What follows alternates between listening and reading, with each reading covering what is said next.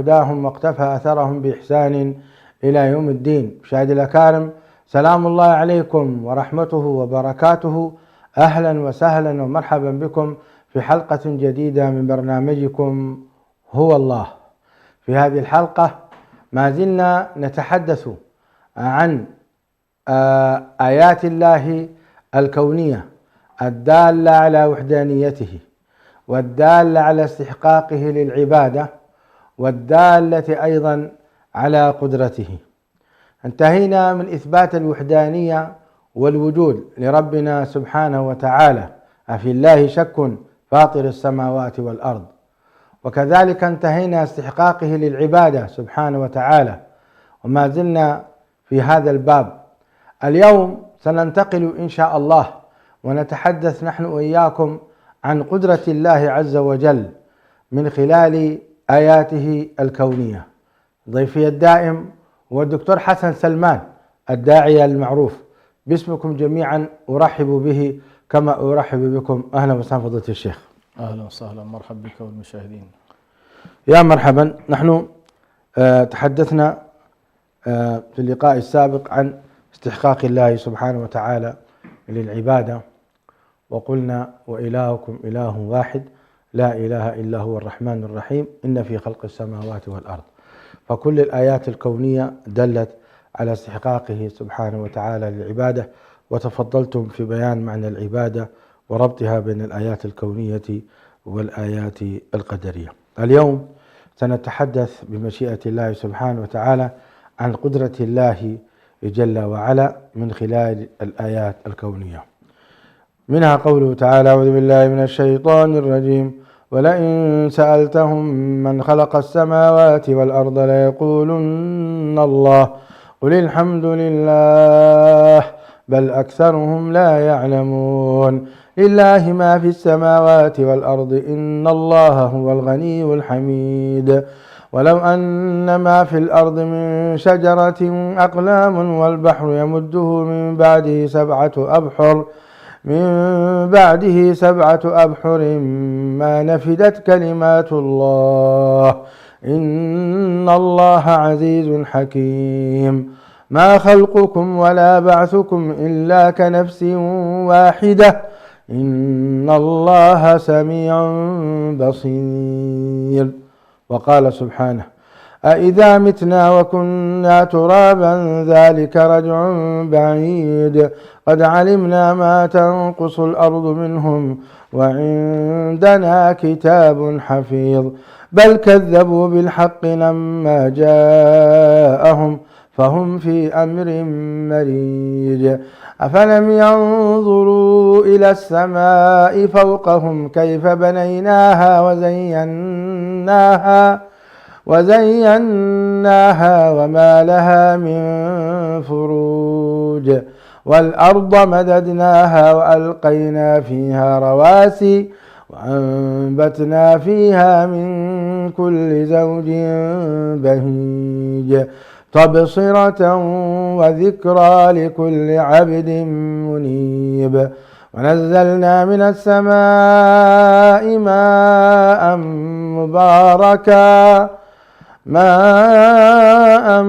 مباركا فأنبتنا به جنات وحب الحصيد والنخل باسقات لها طلع نضيد رزقا للعباد وأحيينا به بلدة ميتا كذلك الخروج. نعم، ما تعليقكم على هذه الآيات شيخ حسن؟ وكذلك ما المقصود به قدرة الله عز وجل من خلال آياته الكونية؟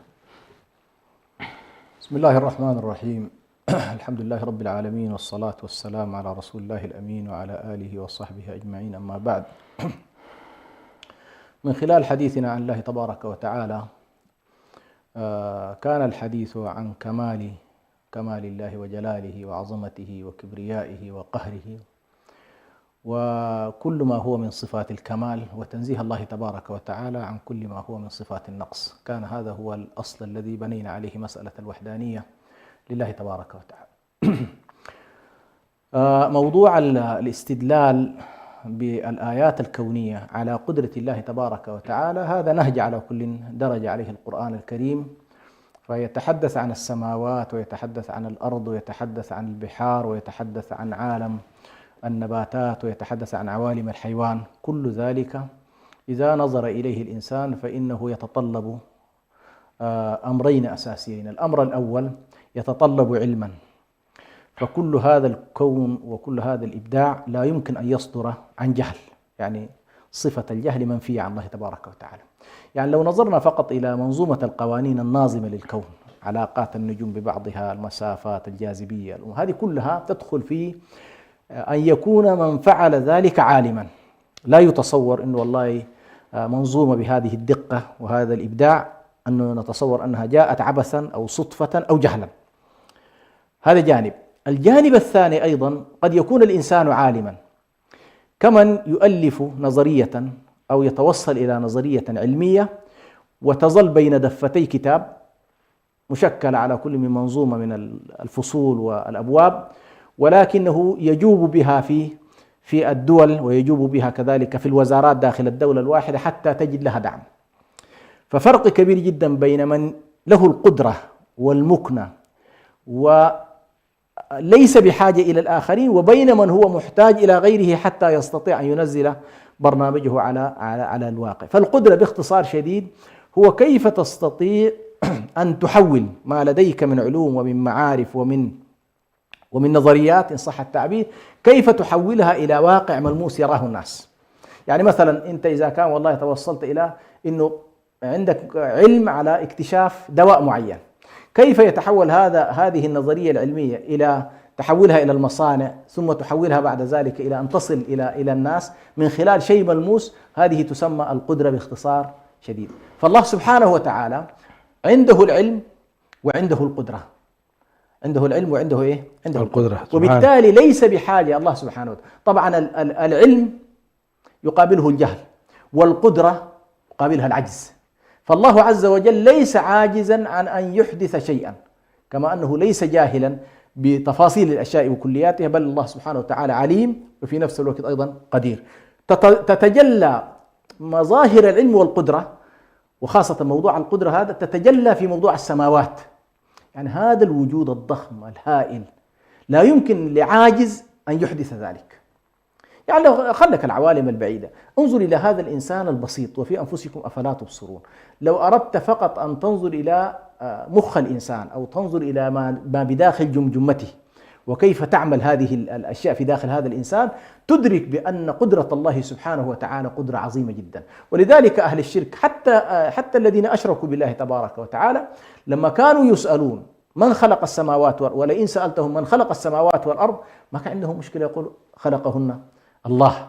فهم يدركون تماما أن هذا الوجود، هذا وفقا لمنطق الاستدلال العقلي، إنه ما من مسبب إلا وله، ما من سبب إلا وله مسبب طبيعة الحال. هذه مسائل عقلية. فالله سبحانه وتعالى عندما قال أم خلقوا من غير شيء أم هم الخالقون، هم يدركون والله ما خلقوا السماوات والأرض ولا خلقوا أنفسهم، وبالتالي هذا الذي خلق هذا الوجود هو الله سبحانه وتعالى، وهذا الذي فعل ذلك هو قادر وليس بعاجز.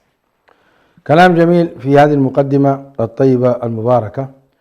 ونحب أن نعرج على عبارة إن الله على كل شيء قدير، وردت في القرآن الكريم 35 مرة تقريبا. بدأ بالبقرة سبحانه وتعالى في قوله تعالى يكاد البرق يخطف أبصارهم، إلى أن قال إن الله على كل شيء قدير. ثم قال أيضا في البقرة ما ننسخ من آية أو ننسها نأتي بخير منها ومثلها ألم تعلم أن الله على كل شيء قدير. ود كثير من أهل الكتاب لو يردونكم من بعد إيمانكم كفارا حسدا، في نهايتها قال إن الله على كل شيء قدير. ولكل وجهة هو موليها فاستبقوا الخيرات أينما تكونوا يأتي بكم الله جميعا إن الله على كل شيء قدير. وفي قوله تعالى ومن أبرز ما نتحدث عنه هذه الآية الكريمة، قال سبحانه أو كالذي مر على قرية وهي خاوية على عروشها قال أن يحيي هذه الله بعد موتها فأماته الله 100 عام. ثم بعثه. قال كم لبثت؟ قال لبثت يوما أو بعض يوم. قال بل لبثت 100 عام. فانظر إلى طعامك وشرابك لم يتسنه، وانظر إلى حمارك ولنجعلك آية للناس، وانظر إلى العظام كيف ننشزها ثم نكسوها لحمة. فلما تبين له قال أعلم أن الله على كل شيء قدير. في البقرة أيضا لله ما في السماوات وما في الأرض وإن تبدوا ما في أنفسكم أو تخفوه يحاسبكم به الله فيغفر لمن يشاء ويعذب من يشاء والله على كل شيء قدير. أنا أذكر لك هذه الآيات شيخ حسن لنبين شوف في أي المواضع وردت إن الله على كل شيء قدير، ومعظمها وردت في أعمال العباد وما يكون وما يأتي في أذهانهم أن الله لا يمكن أن يفعل هذا. ومنها قوله تعالى قل اللهم مالك الملك تؤتي الملك من تشاء وتنزع الملك ممن تشاء وتعز من تشاء وتذل من تشاء بيدك الخير إنك على كل شيء قدير. قل إن تخفوا ما في صدوركم أو تخفوه، قل إن تخفوا ما في صدوركم أو تبدوه يعلمه الله ويعلم ما في السماوات وما في الأرض والله على كل شيء قدير. نكتفي بهذا القدر إلى أن قال سبحانه في المائدة لقد كفر الذين قالوا إن الله هو المسيح ابن مريم قل فمن يملك من الله شيئا إن أراد أن يهلك المسيح ابن مريم وأمه ومن في الأرض جميعا ولله ملك السماوات والأرض وما بينهما يخلق ما يشاء والله على كل شيء قدير. تعليقكم؟ كل هذه الآيات كما تفضلت تنفي عن الله تبارك وتعالى العجز، تنفي عن الله العجز وترد في سياقات مختلفة حتى تثبت قدرة الله سبحانه وتعالى، سواء كان قدرة الله في عالم الخلق فالله سبحانه وتعالى له القدرة التامة في أن يخلق ما يشاء وليس هنالك من يمنعه. طبعا عملية العجز تنتج عن أمرين، إما أن يكون هنالك عجزا ذاتيا أن الإنسان لا يمتلك القدرة الذاتية التي تجعله من أن يقوم بالفعل. الأمر الثاني أن يكون عاجزا من خلال منع طرف آخر يمنعه من أن يفعل ما يشاء.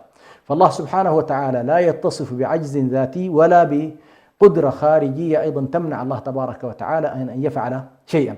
إذا أنت يعني الخلق كلهم، الخلق جميعا فيهم صفة العجز الذاتي، والعجز أحيانا قد يكون نتيجة قوة أخرى. أي الآن كثير من حتى في عوالم الدول الآن كثير من الدول سبحان الله تجد عندها الإمكانات وعندها القدرات ولكنها تكون ممتنعة وعاجزة أمام طرف آخر، وقد يكون هذا الطرف الذي يمنع أحيانا يكون طرفا ضعيفا. يعني مثلا ما لاحظناه مثلا في أفغانستان، حرب الناتو بكامله والولايات المتحدة الأمريكية كلهم نزلوا على شعب ضعيف و20 سنة يقاتلون، ولكن في نهاية المطاف ما استطاعوا أن يفرضوا إرادتهم. هنا العجز ليس عجزا ذاتيا، يعني الولايات المتحدة عندها القدرة وعندها الإمكانات، ولكن وجد طرف آخر رغم أنه ضعيف وليس بقوتهم وقدرتهم، ولكنهم منعوا من أن تذهب الولايات المتحدة في تحقيق إرادتها من خلال الاحتلال والاستمرار في الاحتلال. فالله سبحانه وتعالى لا هو عاجز ذاتيا بحيث والله لا يستطيع أن يفعل نتيجة أن والله تنقصه الإمكانات أو ينقصه العلم، أو أن تكون هنالك قوة أخرى تمنع الله تبارك وتعالى من أن يفعل ما يشاء، فكل ذلك منفي عن الله تبارك وتعالى. ولذلك تجد أو كصيب من السماء فيه ظلمات ورعد وبرق يجعلون أصابعهم في آذانهم من الصواعق حذر الموت والله محيط بالكافرين يكاد البرق يخطف أبصارهم كلما، إلى أن ختمها بقوله تبارك وتعالى الله على كل شيء قدير. جميل. ثم تعال بعد ذلك في عملية الإحياء والموت بنفس الطريقة، يقول له الله أنا أستطيع أن أحيي وأميت. يأتي في قضية الملك يقول لك أستطيع أن أنزع الملك من شخص وأعطيه لشخص، هذه قدرة. نعم. يأتي في قضية الرجل الذي أو كالذي مر على قرية وهي أن يحيي هذه الله، تساؤل. نعم. فالله عز وجل يميته. ثم ومن لطائف سورة البقرة سبحان الله فيها 5 مواطن فيها ذكر قضية الإحياء والإماتة، 5 مواطن، منها موضوع أو كالذي مر على قرية، ومنها قضية طير إبراهيم، ومنها قضية بني إسرائيل وهم ألوف حذر الموت فقال لهم الله موتوا، ومنها قضية البقرة، ومنها قضية البقرة. 5 مواطن الله تبارك وتعالى ذكر فيها قدرته على الإحياء، لينفي لينسف هذه تماما إنه أي تصور نفيا كاملا تماما. نعم. فأتى بها في سياقات مختلفة، والله سبحانه وتعالى حتى في قضية الآيات البينات، قضية الآيات البينات اللي هي يحصل فيها نسخ بين رسول ورسول، نعم، اللي هي ما ننسخ من آية أو مثلها إن الله لا على نأتي كل بخير شيء. منها. طيب سأعود إليك شيخ حسن، حياكم الله دكتور بيان، أهلا وسهلا، يا مرحبا يا مرحبا. هذه ليلة مباركة معنا شيخنا الشيخ بيان. الله يحفظكم ويبارك فيكم، ليلة ما شاء الله، منور دكتور بيان صالح بيان شيخنا وتاج راسنا، قبل على جبينكم. يا هلا والله، نورت شاشة السلام من زمن ونحن لم نرى هذا الوجه الطيب. يا مرحبا، يا مرحبا بكم، يا أهلا وسهلا، شرفتمونا بدعوتكم. حياك الله يا دكتور بيان. نحن الحقيقة نتحدث عن في برنامج هو الله، وصلنا في قضية إثبات قدرة الله عز وجل من خلال آياته الكونية على استحقاقه سبحانه وتعالى للعبادة. قال تعالى: ولئن سألتهم من خلق السماوات والأرض وسخر الشمس والقمر ليقولن الله فأنى تؤفكون. وفي لقمان قال سبحانه: ولئن سألتهم من خلق السماوات والأرض ليقولن الله قل الحمد لله بل أكثرهم لا يعلمون. وفي الزمر قال سبحانه: ولئن سألتهم من خلق السماوات والأرض ليقولن الله قل أفرأيتم ما تدعون من دون الله إن أرادني الله بضر هل هن كاشفات ضره أو أرادني برحمة هل هن ممسكات رحمته قل حسبي الله عليه يتوكل المتوكلون. وأخيرا في الزخرف قال سبحانه: ولئن سألتهم من خلق السماوات والأرض ليقولن الله ليقولن خلقهن العزيز العليم. تعليقكم حول هذه الآيات الطيبات المباركات التي تثبت إيمان أهل قريش بقدرة الله عز وجل وأنه هو الخالق البارئ سبحانه وتعالى، ومقارنة بمشركي زماننا وملحدي زماننا. إليكم التعليق. مرحبا بكم مرة أخرى الدكتور بيان صالح بيان.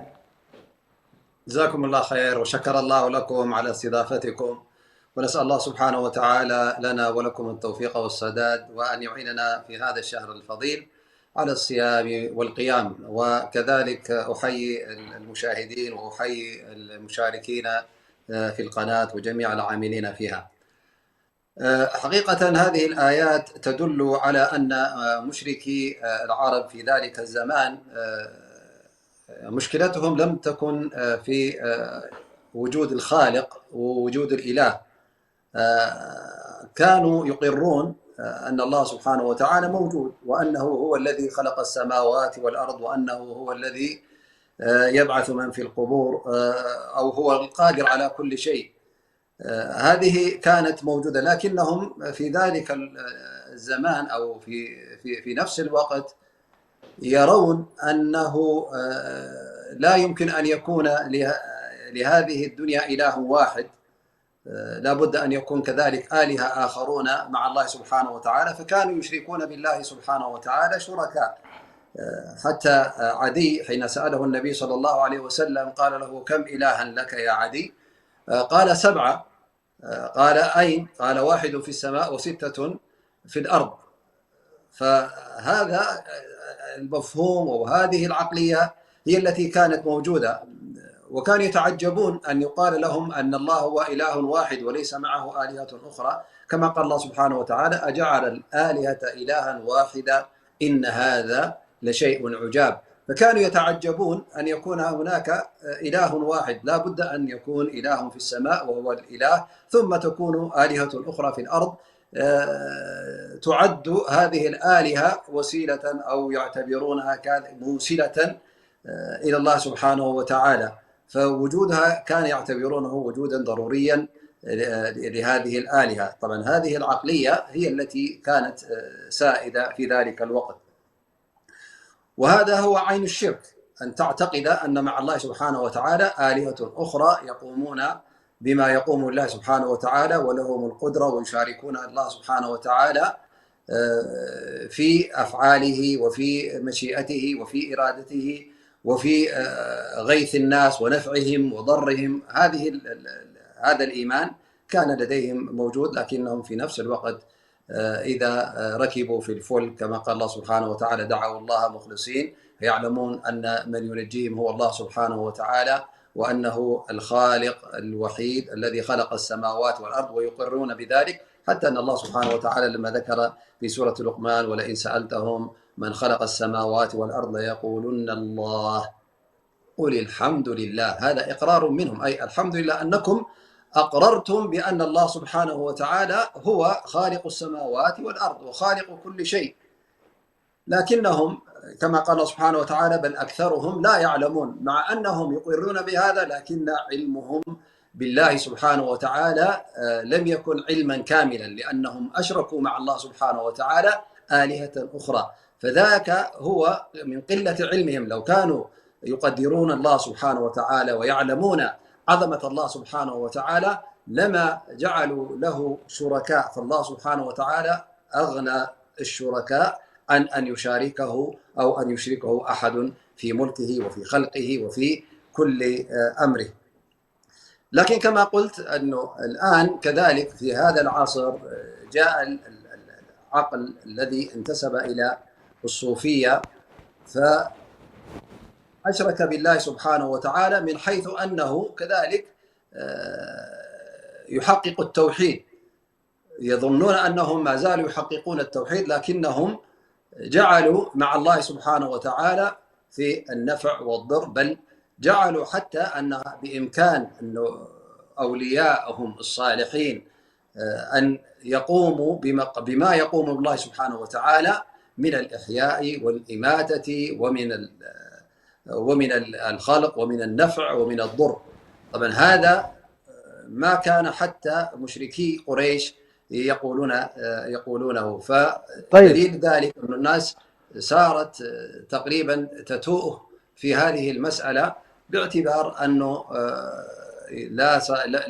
لم يعتمد على أدلة القرآن ولا على أدلة السنة، بل على مجرد التقليد واتباع المشايخ.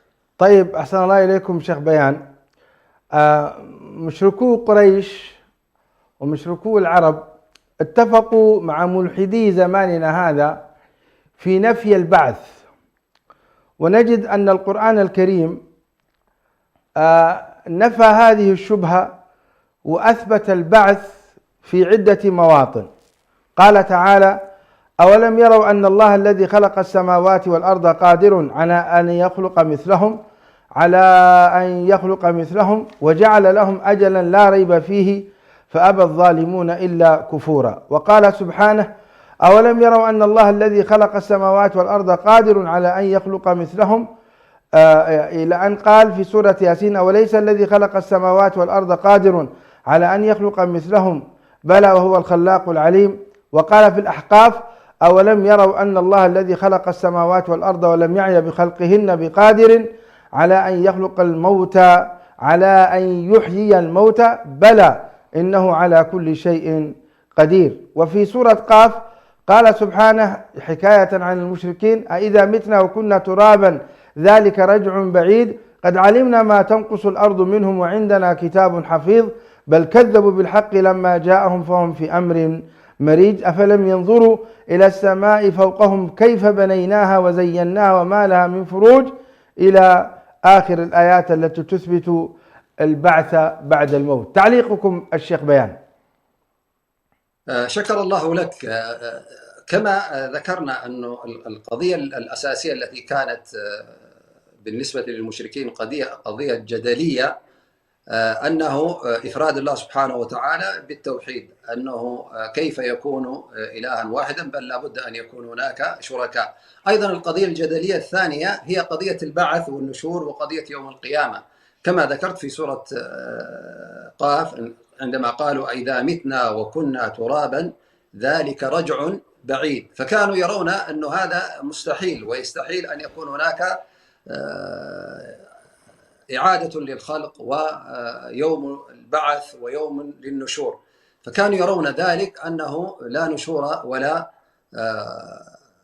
بعث بعد هذه الحياة الدنيا، حتى قالوا: ما هي إلا حياتنا الدنيا نموت ونحيا وما يهلكنا إلا الدهر.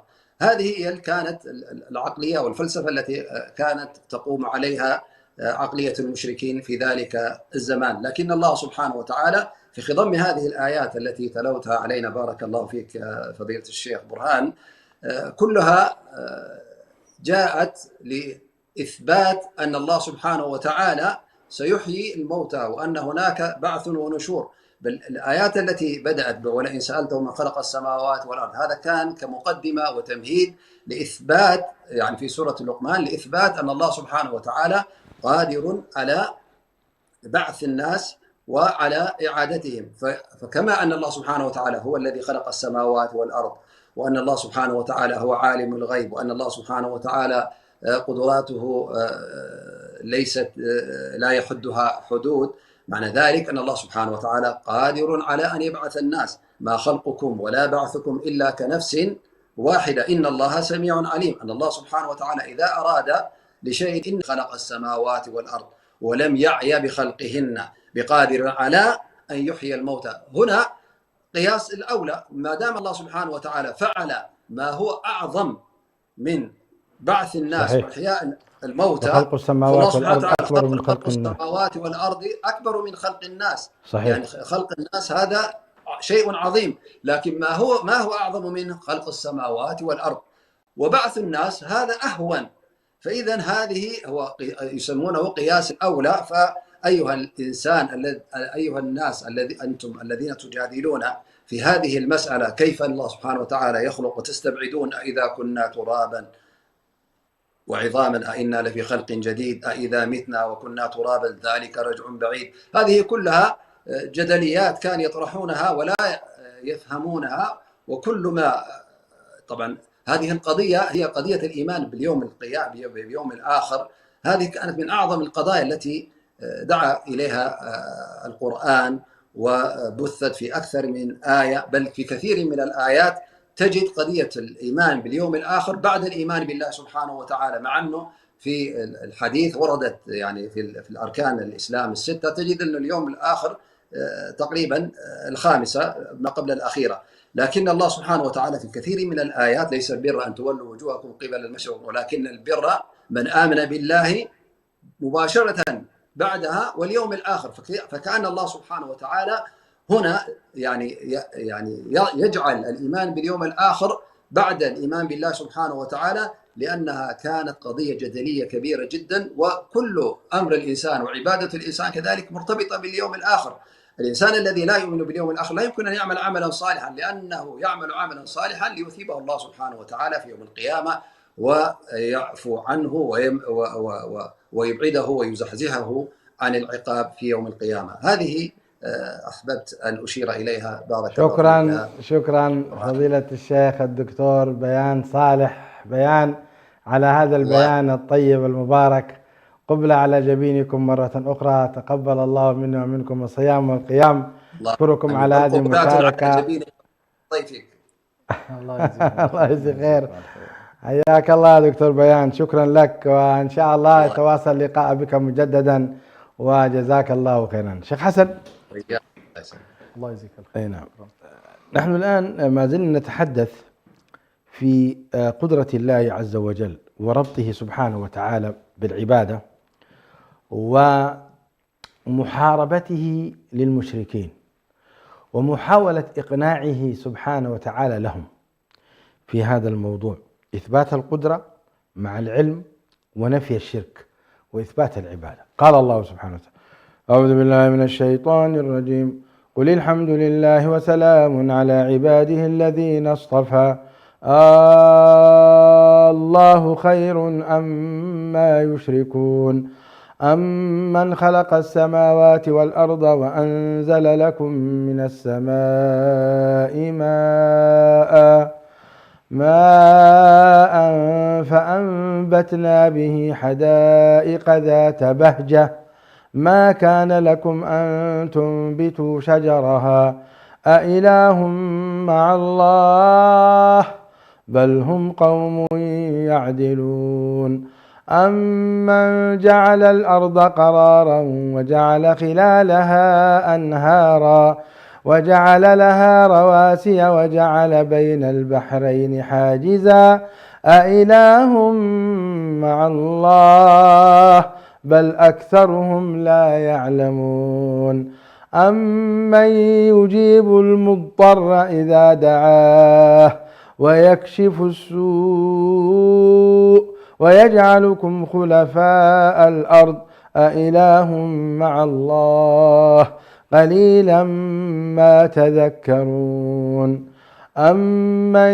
يهديكم في ظلمات البر والبحر ومن يرسل الرياح بشرا بين يدي رحمته أإله مع الله تعالى الله عما يشركون أمن يبدأ الخلق ثم يعيده ومن يرزقكم من السماء والأرض أإله مع الله قل هاتوا برهانكم إن كنتم صادقين قل لا يعلم من في السماوات والأرض الغيب إلا الله وما يشعرون أيان يبعثون بل ادارك علمهم في الآخرة بل هم في شك منها بل هم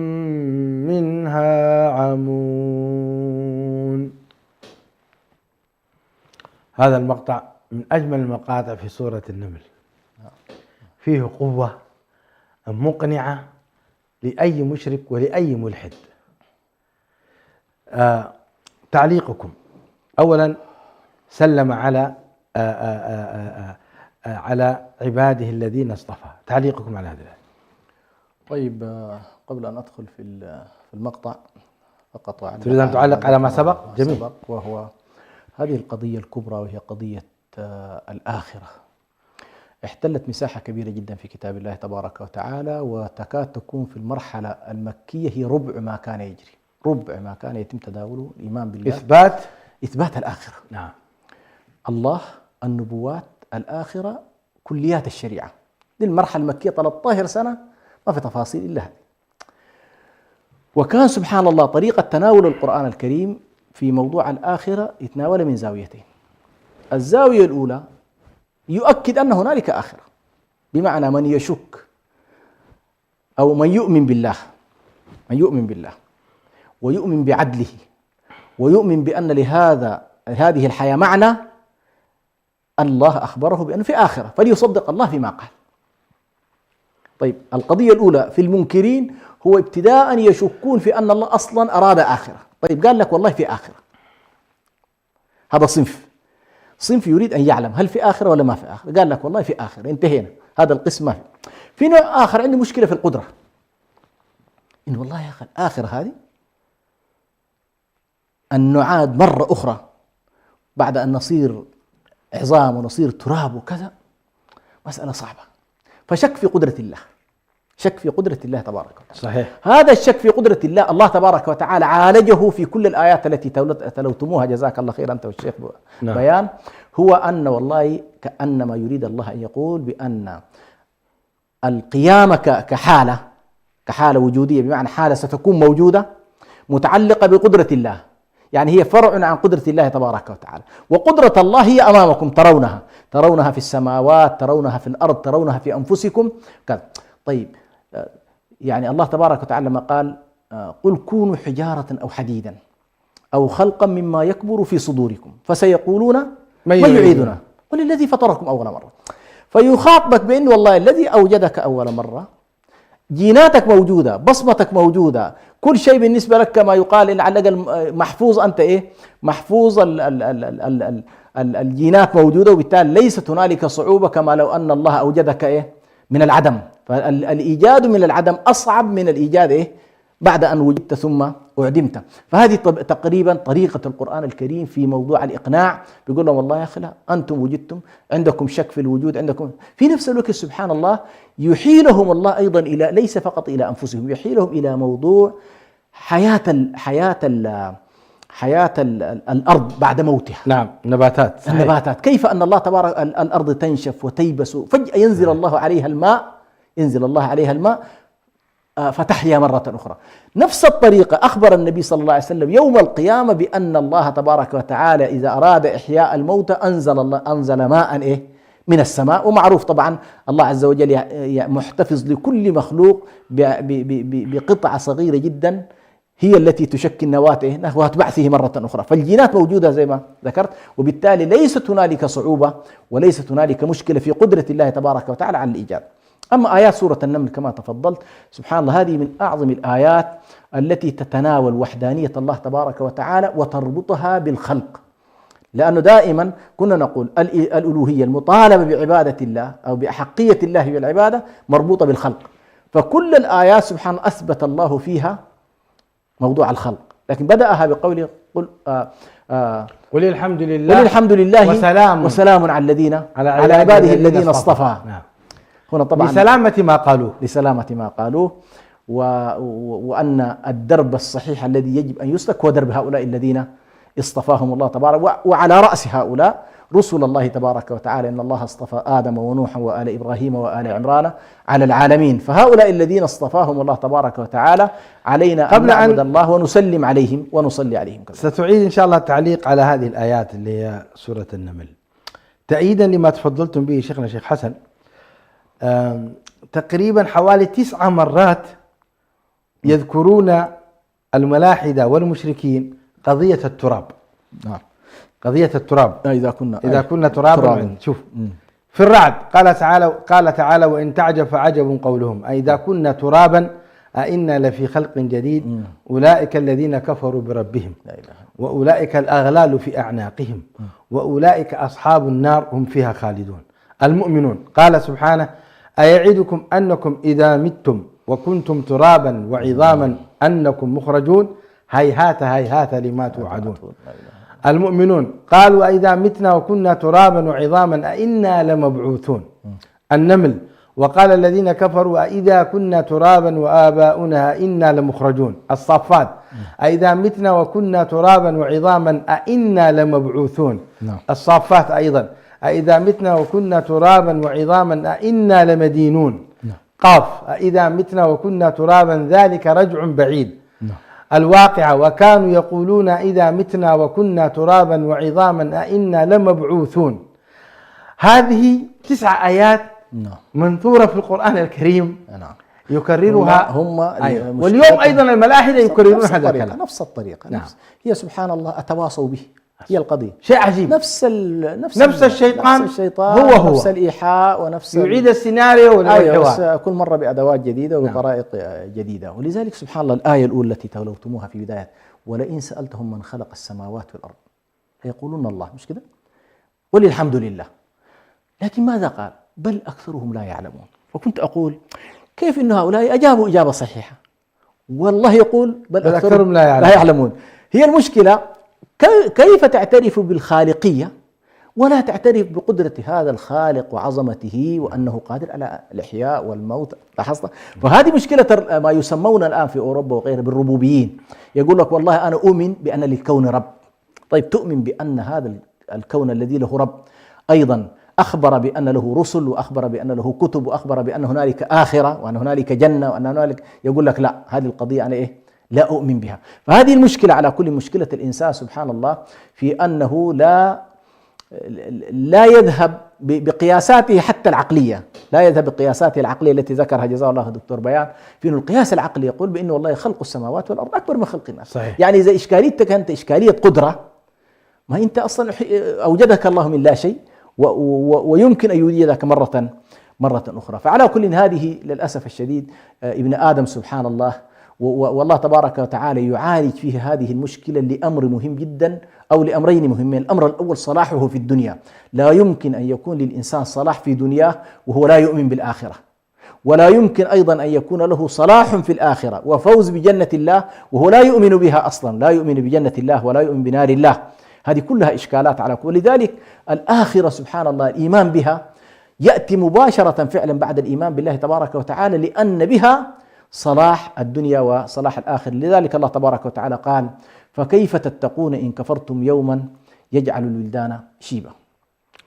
طيب شيخ حسن، في قضية إحياء الموتى أخبرنا نبينا عليه الصلاة والسلام قال كل ابن آدم يأكله التراب إلا عجب الذنب منه خلق وفيه يركب. نعم. لو تحدثنا عن إعادة الموتى من خلال عجب الذنب، وما هو عجب الذنب ولماذا هذا العظم بالذات يبقى ولا يبلى. هذا على كل. أنا ذكرت قضية الجينات، يعني الله تبارك وتعالى خلق ابن آدم من تراب. جميل. ولكن عند بعثه كل الناس حكم عليهم الله تبارك، وحقيقة وجودية لا ينكرها أحد، وهو أننا بعد هذه الحياة سنموت. لكن أيضا بعد هذا الموت ليس الموت هو نهاية التاريخ كما يقولون بالنسبة لنا في تصورنا الإيماني. هناك حساب وعقاب، الله المستعان. هنالك مرحلة برزخية وهو القبر وما فيه وكذا، ثم بعد ذلك تبعثون، يعني ثم يوم القيامة تبعثون. لكن هذا البعث الله تبارك وتعالى ربطه في الجولة الجديدة، في الإحياء الجديد، ربطه بهذا الجين البسيط جدا، وهو عظم صغير جدا يوجد في نهاية السلسلة الفقرية لكل إنسان ولكل مخلوق. هذا سبحان الله أراد الله أن يتم بكل مخلوق يحتفظ له بذلك. والشيء العجيب أن رسم الشخص نعم موجود في عجب الذنب. سبحان الله. شوف هذه كأنه ذاكرة، فلاش ميموري. نعم.